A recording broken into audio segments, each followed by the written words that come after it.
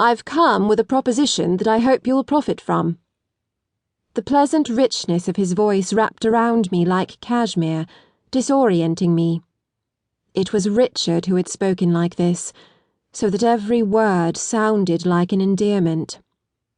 Atlas, for that was the mocking nickname Richard had given his brother, had spoken rarely, and then almost inaudibly. The years had lent him eloquence and assurance, and I found myself resenting him for it.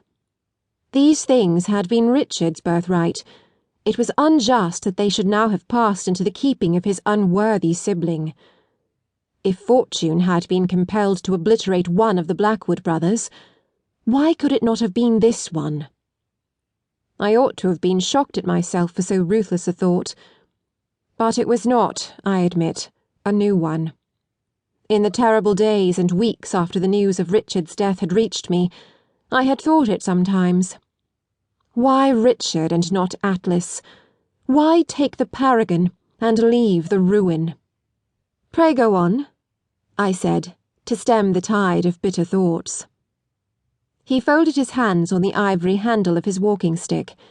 It was carved in the shape of a globe, and I wondered with a start if he somehow knew of the nickname Richard had given him. "My father is dying," he said bluntly.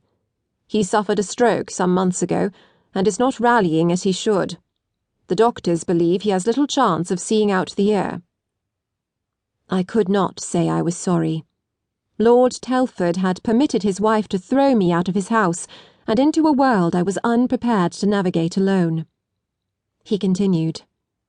"In recent years my father has been much concerned with the future of the Telford title. In particular, it distresses him that I haven't married. He professes to be aware of the quite reasonable objections a suitable young lady might make to my deformity, and the very real possibility that it might be passed down to our children. But he's unaware of the other consideration that has prevented my marrying. The family curse, as it's known." "You sound as if you do not believe in the curse," I said, curious in spite of myself. He shrugged, and I noticed again the breadth of his shoulders. I had remembered him as a spindly youth, but perhaps my memory of him had been coloured by dislike, either mine or Richard's. Or perhaps he had a tailor as clever as his cobbler. "My belief in it is immaterial," he said. "It's the fact that all of the marriageable ladies in my circle believe in it that presents the difficulty, and hence I come to you." "How do I come into the matter?" I said, startled. "I'm not acquainted with any eligible young ladies to introduce to you, if that is your hope." "This is my proposition."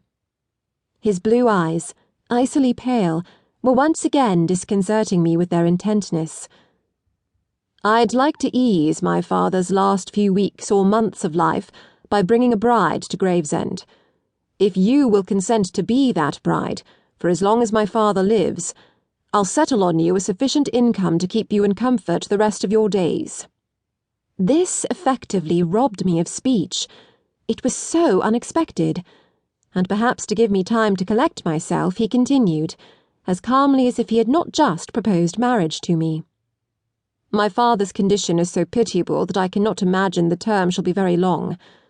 Perhaps we might extend it by a few weeks after his death, so as to forestall the worst gossip, although of course there will be talk. We may wish to spread word that your own health is delicate, so that when you depart from Gravesend to a healthier climate, it won't come as a complete surprise." Finding my tongue, I said, "Your father would be disappointed that you chose a bride too old to give you children. You would do much better to find a younger, confederate for this scheme." His gaze swept over me from head to foot, with a casual appraisal so like Richard's that I swallowed hard. "I think that in less severe garb than your widow's weeds, you'll look not much older than you were when you were put out of the house." He had said it, voiced the great, awkward, unacknowledged fact of our acquaintance. And now that he had done so, I had a clue to help me toward an explanation for this bizarre visit.